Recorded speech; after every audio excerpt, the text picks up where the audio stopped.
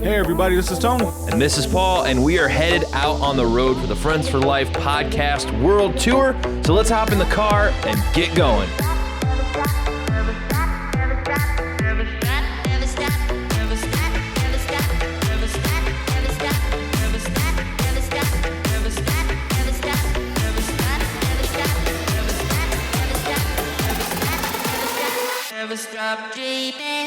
So Amanda, welcome to the podcast. Thanks for stopping in. Thank you. Been busy all day out here showing off awesome technology. So what brings you out to beautiful Tiffin? What are you showing off today for the great people out here? Yeah, I'm with Restore Skills, which is an online platform, and the goal for us is to gamify wellness, therapy, and skill building.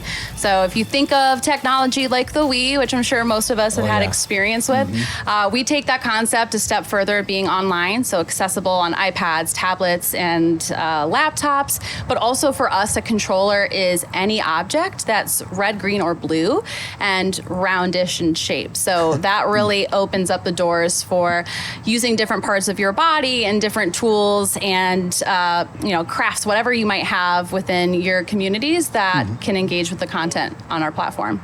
You know, it's interesting because in our field of work, it can be considered rude to stare, but it also can be considered rude not to look and stare. And immediately when I walked in, I came from the back area. I've seen some people with their arms raised and moving them around in different ways. And first thing I'm thinking is like, that person doesn't seem to have a physical ailment, but I could be wrong. There could be something else going on.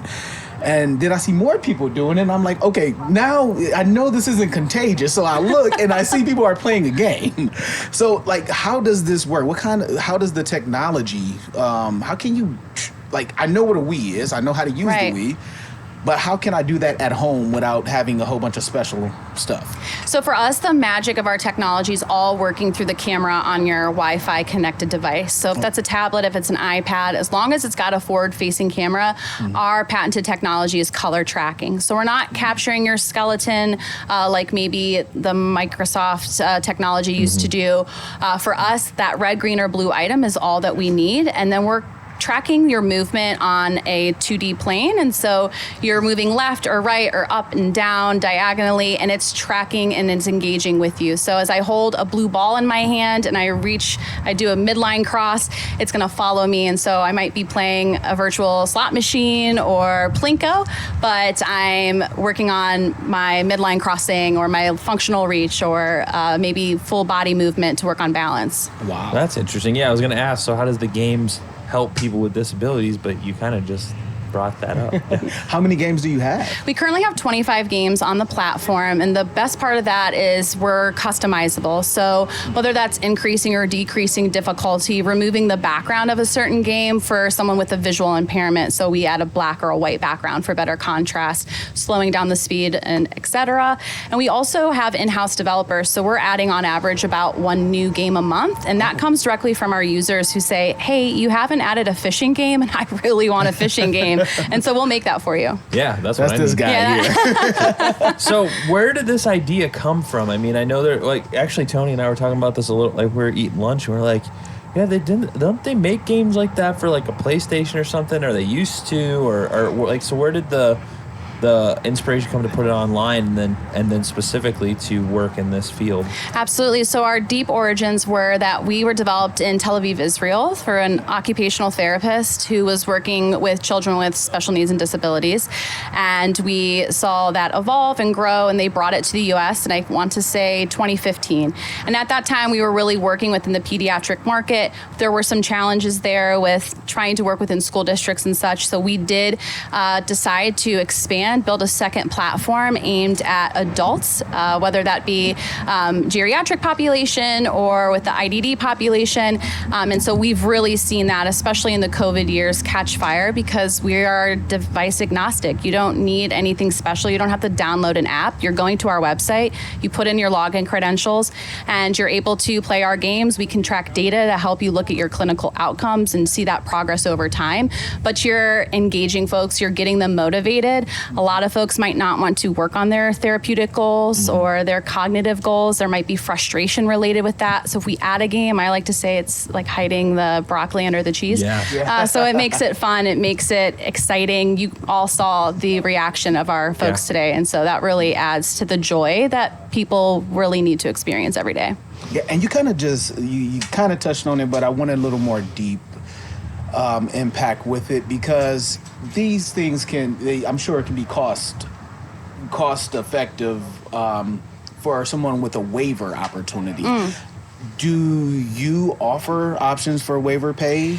That's a great question. So we typically do not sell to individuals. We will work within communities. And so we're a flat subscription monthly. And with that, it's an unlimited subscription model. So nice. If a day hab wants to get a Restore license, we set them up. We train their professionals with our onboarding process. And every professional, as well as every member, is able to have access to our platform. And there's no cost to the member. So we can give them what we call a Restore at Home account. They're seeing a much more pared down version of the platform, but they still have access to our full catalog of games. So they can learn while they're working, and they can see how Restore functions, and now they have that understanding, and then they can take it home with them. Oh, that is awesome. Yeah, and that seems like there's a lot of room for making, like kind of what you touched on earlier, making games that could work with individuals' goals, Right. whether it be physical or mental. Because, it's like when you have to go to a physical therapist, it's just like another thing you have to do, Right. and it's not fun, and it hurts.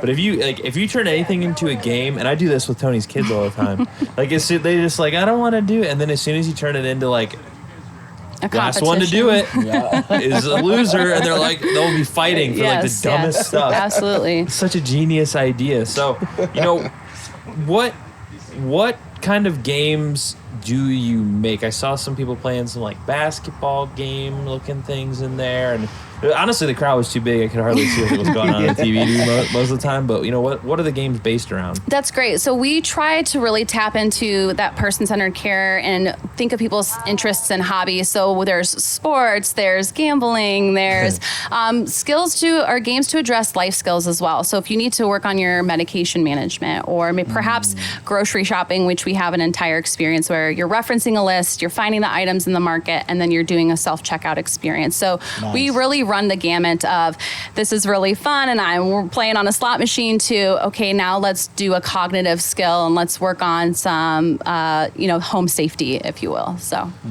is there any games that you personally, from like your childhood, that you wish were on there, or that you guys are working towards? Yeah, that's a great question. So I'm really excited because I love music. I love dance. I'm a former theater nerd, and we have been having our users ask us for a dance activity. So we're actually next week, I think the 30th, we're launching a dancing game. So that can be played full body. It can be played with upper extremities. Again, we want to be accessible. So we have the customization built in. If somebody has difficulty grasping a controller, we can put a glove on their hand or a sticker on the back of their hand, and they're using those smaller movements to engage. So we want it to be, again, for everybody. Yeah. Nice.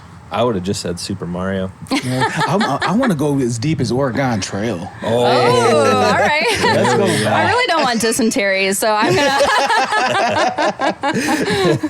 I don't think anybody wants dysentery. It's just a thing I feel like that always happens to me on that game, though. Yeah. That was a good game.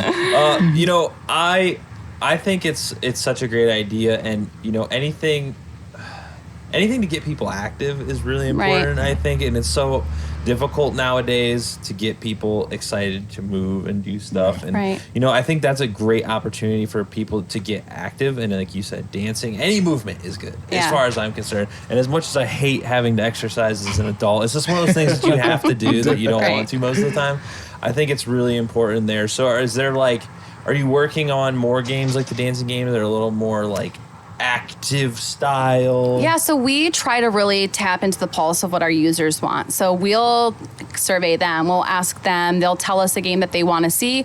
We'll take that to our in-house developers, and then we'll work on that, we'll QA it, and then hope that it reaches the level that they're anticipating.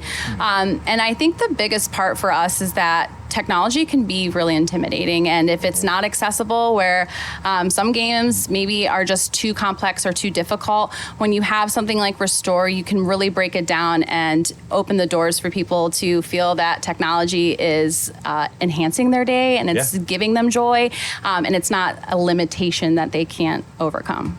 Yeah, that makes sense. I actually have one request. I don't know how realistic it can be, but I want to see a boxing game, and I want to use my head as one of the people that get punched. We can do that right now. And I want, like, every time I'm hit, go. I'll make a new face, like, ooh, I think that would be cool. A boxing game's a great idea, though, so I will make sure that we give you credit if we use Thank that. you. Yeah, Well, if you do the absolutely. game, make sure you use his face as the punching bag for every person. I give you credit. Get a You can black go ahead and use eye it. or a fat lip. Yeah, absolutely. Bloody noses, all of that stuff. So is there any... I'll say first, I'm not sure what's going to happen with like VR headsets in the next decade, because they were like on par to, or on route to be the next big thing, and they kind of just like, It's like NFTs. yeah, like I never see, they like kind of just like had this big fanfare and didn't really take off. But do you maybe think for the disabilities community specifically that it might have some value, or that's another option down the road for stuff that you're working on, is some the goggles and the So thingies? because we're color tracking, I don't see us going in the VR headset realm, because we want it to be therapeutic based in nature. And I think the beauty of our product is that we're web based. So you don't need to get extra hardware. You most likely have some type of tablet, iPad, or laptop already in your home or already in your day hub or your community. So removing that barrier of the cost of hardware really helps to open it up and make sure that everybody can enjoy it. So I think that's where we'll go. But the beauty of being an online product is we can always get better. So we're hearing from our users, we're expanding and finding different markets that really respond to our technology. And so we want to hear from them and how we can improve and cater to their experience. So how did you end up here? That's a good question. That's always where we get interested, because it's like all of us, except for Tony, basically, most of the people we talked to ended up like in this realm of work accidentally. It wasn't where we were like... That sounds right. Yeah, absolutely. So I wanted to be an educator. I came to this straight out of graduate school. I was teaching part-time, and so my actual title with Restore is Senior Director of Education. So it's kind of perfect that I am what they call internally our product guardian. I teach folks about it, both internally on our team when they're new to Restore, but also making sure that our training is cohesive. So I really enjoy that aspect of showing all the capability. And I studied communication and English, and I used to teach speech and debate. So that's really where I just like to talk, and they pay me to do it. So it's nice. Sounds familiar. I think I know that feeling. Well, Amanda, I want to thank you for coming out here and sharing technology with people first and foremost. And, the work you're doing is good, helping people, with their skills. I mean, it's an important thing that people often overlook, especially people not in this field specifically. So if people want to get more info about what you're doing, where can they learn more? Social media, website, all of that stuff. We're restoreskills.com is our website. We're on LinkedIn and Facebook, both as Restore Skills. We're pretty easy to find. We'd love to hear from you. We're pretty active on social media, so we have a lot that you can see of what our users are doing and what we have coming out. And that's the best way to get in contact with us, and we can connect and hope that we can bring something special to your services for sure. Awesome. Well, thank you so much. Awesome. Thank you both so much for having me.